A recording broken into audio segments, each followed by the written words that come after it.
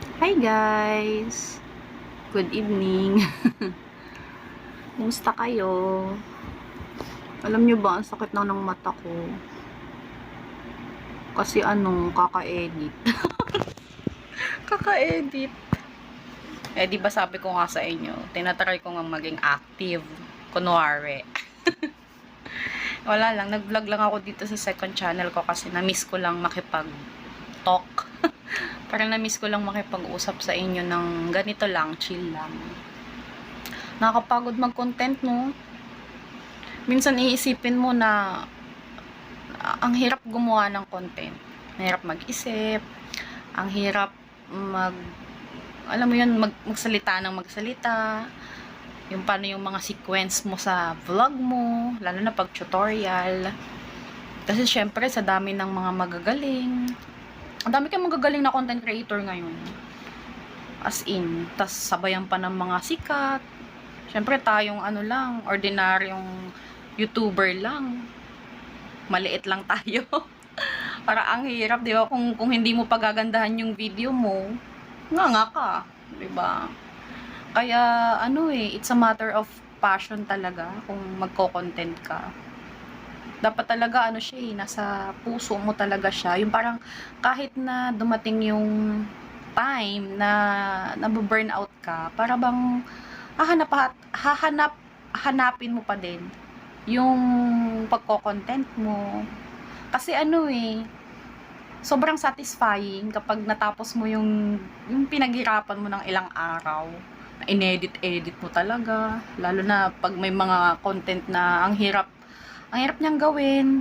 Pagka na-publish mo na siya, parang pagka pinanood ng isang ordinaryong viewer lang, parang wala lang no? Pero kapag yung in the making, yung behind the scene, bago mo natapos yun, struggle talaga no guys.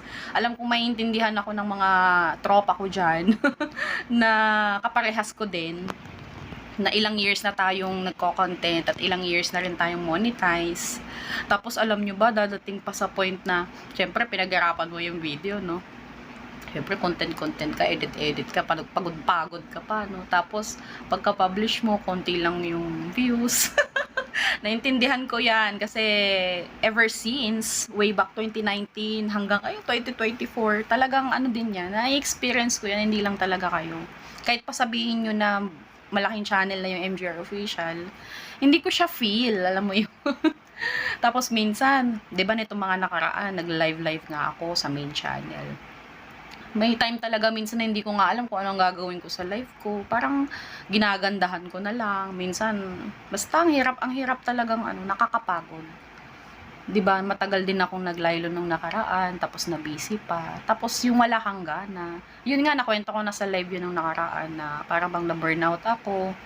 Tapos parang ang hirap pakipagsabayan. And then basta ang hirap. Nakakapagod. Tapos meron ka pang mga personal matters sa buhay na hindi mo naman din maikwento publicly. Alam nga namang i-vlog mo pa yung mga bagay na hindi mo naman dapat i-share. Alam mo yun? Para bang hindi siya nakaka-inspired. Alam mo yun? Hindi siya nakaka-inspired na pagka napanood nila yun, ano ba yan, si Mara, nila may ina-upload, diba? Parang ayoko naman kasi ng ganun. So, as much as possible, kahit naman noon pa sinasabi ko na to, na kung hindi ako okay, hindi ako magla-live, kung hindi ako okay, hindi ako magpa-vlog. Though may mga content ako dito sa second channel ko na minsan nagkukwento ako, minsan nga napapaiyak pa ako dito eh. Napapaiyak pa ako minsan pag nag-vlog ako. Minsan pag feel ko talaga katulad ngayon. Para bang ngayon kasi nakaramdam ulit ako ng pagod. Pero satisfied ako kasi ilang araw kong ginawa yung inedit yun kasi syempre hindi naman na ako sanay mag-edit. Tapos nagka-problema pa ako dun sa pagta-transfer ng video. Meron kasing features ang CapCut PC. Sa PC kasi ako nag-e-edit ngayon. Nag-improve na. Nag-e-edit ako dito sa computer ko. CapCut ang gamit ko. May mga feature siya na wala, na hinahanap ko na nandun sa KineMaster. So, ginagawa ko, itatransfer ko yung na-film ko na video dito sa computer, dito sa phone. Kaya lang, ito namang dalawang, hindi sila magkasundo. Hindi na, pagka, di ba, na-edit ko na dito sa cellphone. Kasi nandito nga sa KineMaster yung features na gusto ko nga, na mangyari dun sa video. Pagka ano ko naman siya, ipapasok ko na siya sa computer. Ayaw naman, hindi daw ma-read, hindi kasi ganito. Doon ako natagalan. Kaya parang napagod ako. Tapos, sinasabayan ko pa siya ng live stream. Eh, di ba nga ang limit ko lang sa live stream ngayon, 1 hour. Tapos, eto pa guys. Eh, di ba nagkakaubusan na minsan ng pag-iisip ng content. Naisipan ko na talagang gawing gaming channel sa MJR Official kasi nangihinayang ako sa alam ko namang magkakaroon ng hindi magandang impact sa channel ko. Alam ko yun. Alam ko yun. Kahit mapanood pa ni Manong Bito, alam ko magkakaroon ng ano yan kasi magiging magulo yung algorithm. Alam ko naman yun. Pero isa rin kasi yun sa passion ko, yung gaming, parang gusto kong magkaroon ng content na dire-diretso at the same time nag-e-enjoy ako habang may nanonood kahit isa or kahit wala, okay lang basta nag-e-enjoy kasi ginagawa mo gano'n. Though ko-content pa rin naman ako ng mga tutorial lalo na kung meron, wala namang problema. Kaya lang ayun nga, parang hanggang ngayon hindi ko pa rin siya masimulan unang-una kasi yung mga game na gusto ko, ano na siya eh, parang nasa peak na siya, kumbaga hindi siya bago. Ngayon, kung sisimulan ko yun, ang haba, no? Lalo na kung magsa-start ako Genshin Impact, eh, ang haba na ng story nun. Siyempre. Tapos, yung phone ko pa ngayon, hindi na siya kasing ganda ng dati. Hindi ko naman sinasabing pangit ito ngayong, Infinix Note 10 Pro. Pero, hindi na kasi siya kasing lupit nung dati, no, na pangmatagalan talaga. Ngayon kasi, syempre, luma na siya. Tsaka, yung mga game, pag nag-update, bumibigat, syempre. So, ayun. Alam nyo naman na engot ako maglaro sa PC, diba? Meron naman Genshin Impact na, na PC, kaya lang, eng ako hindi talaga ako marunong, guys. Pinag-aralan ko naman, but maybe it's not for me. So, mas comfortable mas comfortable akong maglaro sa cellphone. So, para bang mas strict po talaga sa cellphone and then i-mirror ko na lang siya sa PC. Yun, gusto ko nga rin gawa ng tutorial yun, kaya hindi ko pa nagagawa kasi nakakapagod talagang magturo. Nakakapagod mag-content, yun lang naman ang masasabi ko. And I know na naiintindihan din ako ng mga makakapanood nito, lalo ni mga friends ko. Alam ko namang halos lahat tayo pagod na, di ba? So, ayun. Tsaka nakakatamad. Ang hirap makipagkompetensya ngayon. As in, meron na nga ngayong Facebook Reels.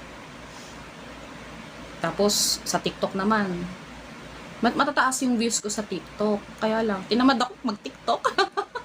Mag-TikTok affiliate. Pero, props sa sa TikTok affiliate ha. Kasi maganda naman talaga ang TikTok affiliate.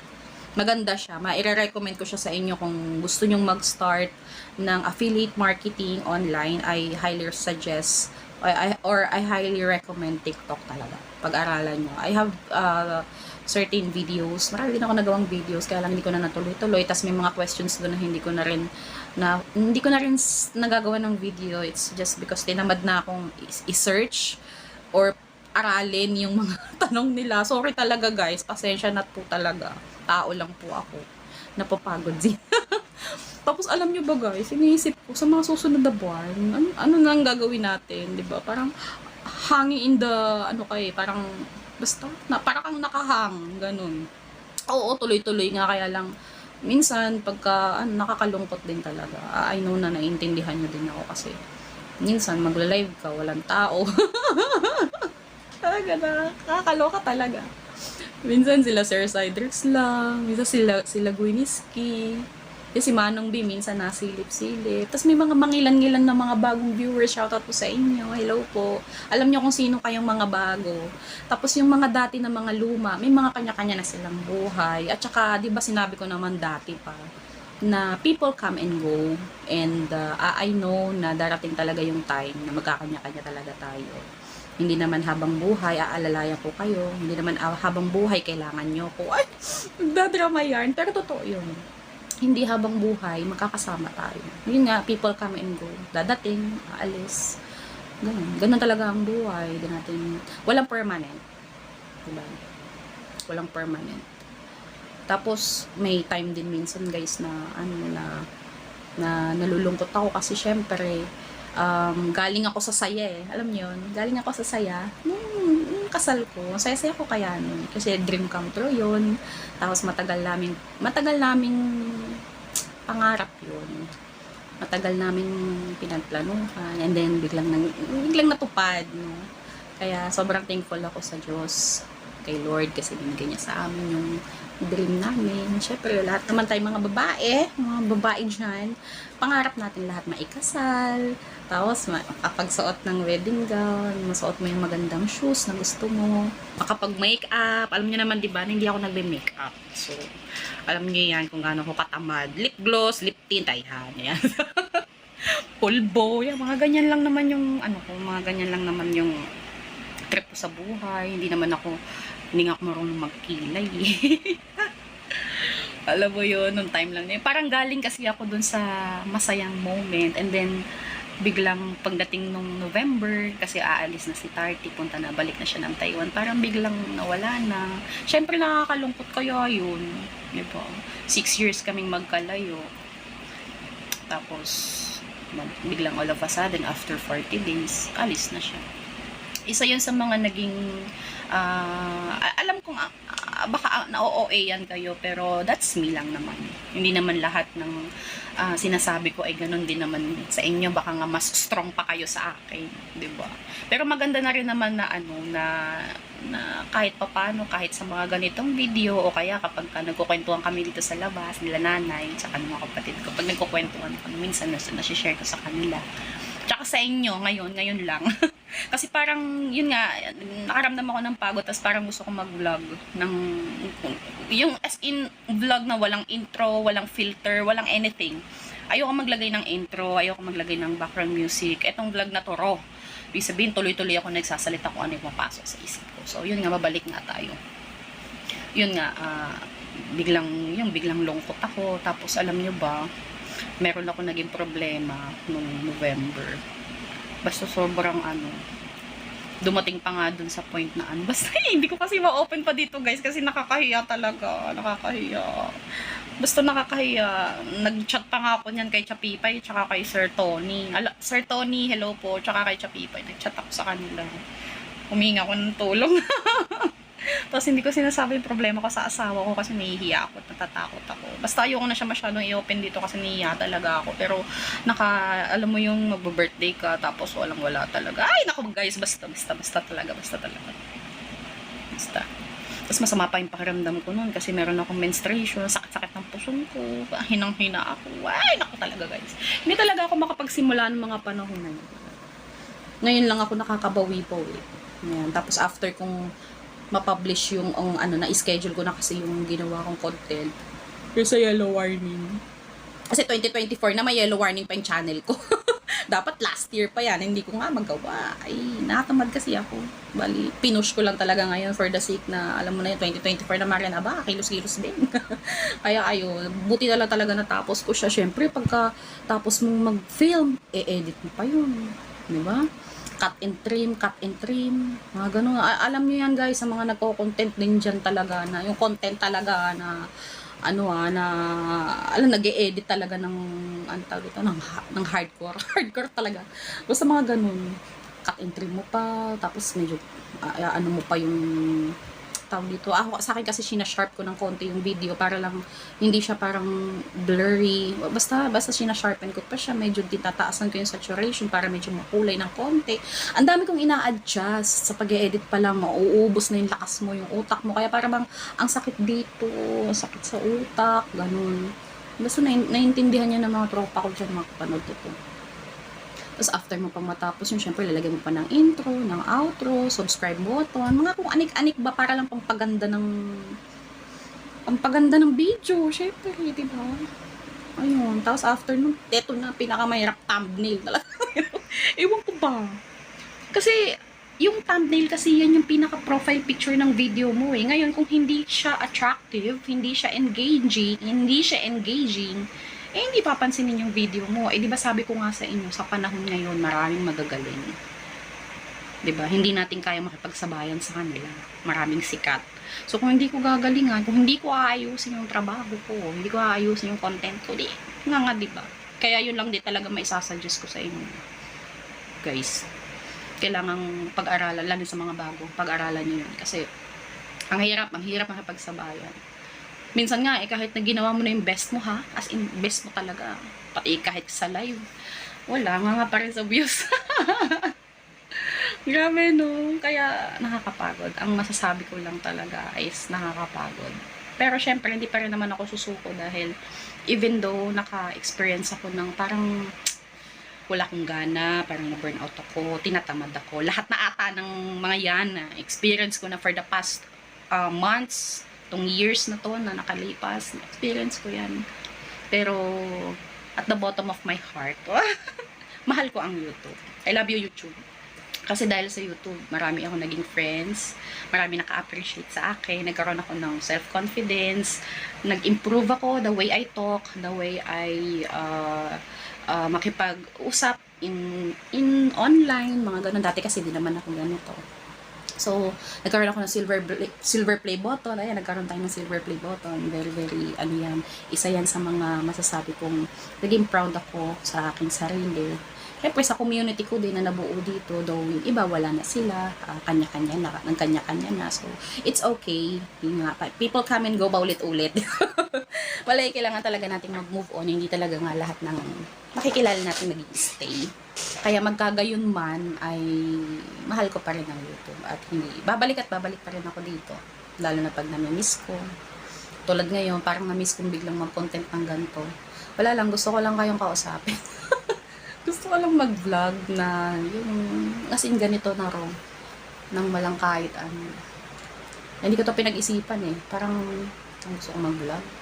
Parang gusto kong ano, ilabas yung feelings ko. Ganun. And wish ko sana ano, yung mga plano natin for this year matupad sana natin. Sana ibigay ni Lord, lalo na yung sa amin din. Tsaka sa inyo din, syempre. Alam kong meron kayong wini-wish, alam kong may mga New Year's resolution kayo na gustong gawin for this year. Sana matupad natin yung, matupad nyo din. Yun lang naman ang lagi kong wish sa lahat every time na nagbablog ako dito. Kasi hindi ko naman kayo makakayang abutin lahat eh. Diba? So, mahal ko kayo, syempre. Ayun na naman, naiyak na naman ako. Siyempre, love ko kayo lahat. Eh, hindi naman tayo makapagkita-kita ng isahang oras or sa isang venue. Kasi yun nga, magkakaiba tayo ng time, lugar. May mga kaibigan pa nga ako minsan sa Japan. May mga tropa pips tayo, may mga MJR fam tayo dyan. Dami, basta noon. Naku, kung naabutan nyo lang way back 2020. Grabe. 2020, 2021. Grabe. Grabe talaga. Ngayon, mangilan-ngilan na lang sila. But, I'm still grateful kasi nakilala ko sila. Tsaka, alam mo yung may time minsan excited ka mag-live eh. Minsan kahit 10 lang yung nandyan sa live. Ay, naku, dadaldal talaga. Kapag naalala ko nga yun guys, na ano, parang napapangiti ako sa isang tabi. So, yun lang. Yun lang for today's video. Naglabas lang ako ng saloobin. At magpapahinga na rin ako, matutulog na ako guys. And i-upload ko lang saglit tong video. Ngayon ding araw na to. I-upload ko to. Okay, bukas. No? Basta bahala na, i-upload ko na lang. Hindi ko naman to i-edit kasi bahala ng ganito. Basta yun. Maraming salamat sa pakikinig. And kita-kits tayo sa mga susunod na vlog. And if ever na gusto nyo ng ganitong klaseng video, comment lang kayo dyan sa baba. Or mag-share kayo ng anything na gusto nyo pag-usapan. Mag-heart to heart tayo. Yun lang. And good night na guys. Thank you so much. From the bottom of my heart. So yun lang. Bye-bye.